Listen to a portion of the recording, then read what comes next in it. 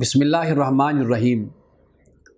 رحمان کے بندے یعنی ایمان والوں کی نشانیاں قرآن مجید بیان کرتا ہے۔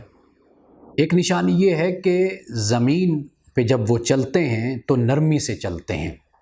اللہ سبحانہ و تعالیٰ نے سورۃ بنی اسرائیل میں آیت نمبر 35 میں یہ فرمایا ہے، وَلَا تَمْشِ فِي الْأَرْضِ مَرَحًا إِنَّكَ لَن تَخْرِقَ الْأَرْضَ وَلَن تَبْلُغَ الْجِبَالَ طُولًا، کہ زمین پہ اکڑ کے مت چلو، تم نہ تو زمین کو پھاڑ سکتے ہو نہ پہاڑوں کی بلندیوں کو چھو سکتے ہو۔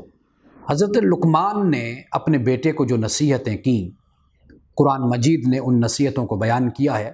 ان میں بھی اسی بات کو بیان کیا کہ وَلَا تَمْشِ فِي الْأَرْضِ مَرَحًا إِنَّ اللَّهَ لَا يُحِبُّ مَنْ كَانَ مُخْتَالًا فَخُورًا، کہ اللہ سبحانہ و تعالیٰ اترانے والے، تکبر کرنے والے، فخر کرنے والے، ان کو اللہ تعالیٰ پسند نہیں کرتا۔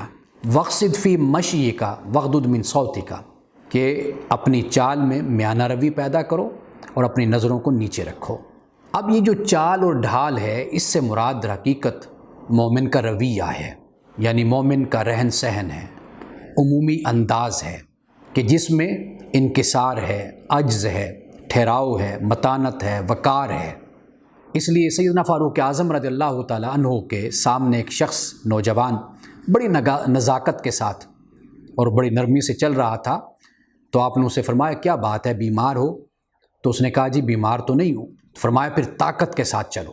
یعنی اس سے یہ بات سمجھ آتی ہے کہ چال میں، ڈھال میں نزاکت اختیار کر لینا یا ظاہری طور پر عجز و انکساری کا انداز اختیار کر لینا، اس سے مقصد پورا نہیں ہوتا۔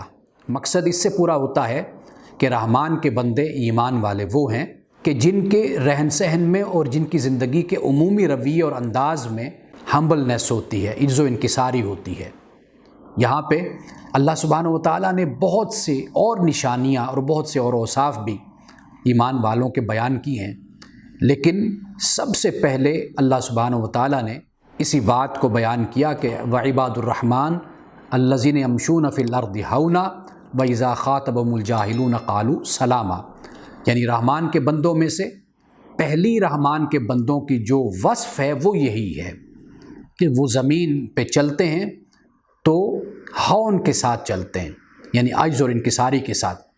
یعنی یہ اشارہ رحمان کے بندوں، مومنین کے عمومی رویے کی طرف ہو جاتا ہے۔